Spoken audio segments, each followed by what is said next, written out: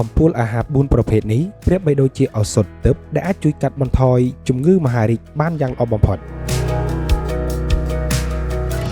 លោកអ្នកនាងប្រិយមិត្តជាទីមេត្រីប្រហែលជាប្រិយមិត្តលោកអ្នកនាងដឹងហើយថាជំងឺមហារីកវាអាចកើតឡើងដោយសារតែរបបអាហារដែលយើងទទួលទានប្រចាំថ្ងៃក៏ប៉ុន្តែផ្ទុយមកវិញក៏មានរបបអាហារមួយចំនួនក៏វាអាចជួយការពារនិងប្រឆាំងនឹងពពួកជំងឺមហារីកបានដែរ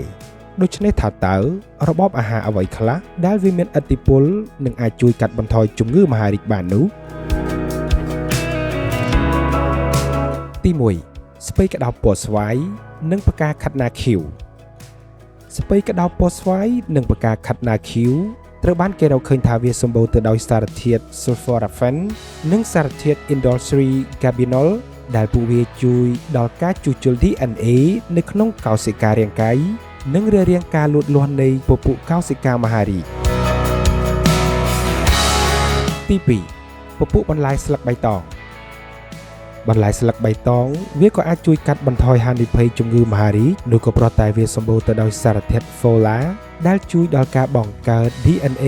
ចម្លង DNA បានត្រឹមត្រូវហើយក្នុងករណីខ្លះវាក៏អាចជួយជួសជុល DNA ទៀតផងការមានបម្រែបម្រួល DNA ក្នុងរាងកាយវាក៏អាចប្រែក្លាយកោសិកាធម្មតាទៅជាកោសិកាមហារីកបានដែរដូច្នេះហើយការដែលទទួលទានបន្លែស្លឹកបៃតងបានច្រើននោះវានឹងអាចជួយកាត់បន្ថយនៃកោសិកាបង្កជំងឺមហារីក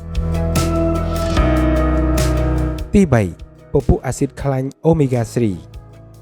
អាស៊ីតខ្លាញ់ Omega 3ត្រូវបានគេរកឃើញថាវាសម្បូរនៅក្នុងផ្លែបឺរប្រេងអូលីវត្រីសាល់ម៉ុនត្រីធូណាជាដើមដែលពួកវាអាចកាត់បន្ថយទំហំនៃសាច់ដុំមហារីករាងកាយរបស់យើងត្រូវការអាស៊ីតខ្លាញ់ Omega 3សម្រាប់ដំណើរការប្រព័ន្ធសរសៃប្រសាទនិងការអភិវឌ្ឍកោសិកាជាដើមការស្រាវជ្រាវបានរកឃើញថាអាស៊ីតខ្លាញ់ Omega 3វាអាចកាត់បន្ថយនៃការប្រមូលផ្ដុំកោសិកាឈាមសភាពតានតឹងនៃអុកស៊ីតកម្មក៏ដូចជាការរលាកទូទៅដែលជំនួយដល់ការកាត់បន្ថយការរីកលូតលាស់នៃពពួកសាច់ដុំមហារីកជាដើមទី4ពពួកអាហារដែលសម្បូរសារធាតុ carotenoid សារធាតុប្រឆាំងអុកស៊ីតកម្មដែលគេឲ្យឈ្មោះថា carotenoid ពួកវាសម្បូរនៅក្នុងអាហារដែលមានពណ៌ទឹកក្រូចនិងក្រហមដូចជាពពួកការ៉ុតប៉េងប៉ោះល្ហុងដំឡូងជ្វានិងមើមយេនជាដើមសារធាតុប្រឆាំងអុកស៊ីតកម្មវាក៏អាចជួយការពារកោសិកាពីការខូចខាតដែលអាចប្រែក្លាយទៅជាកោសិកាមហារីកបានផងដែរបាទលោកអ្នកនាងប្រិយមិត្តជាទីមេត្រី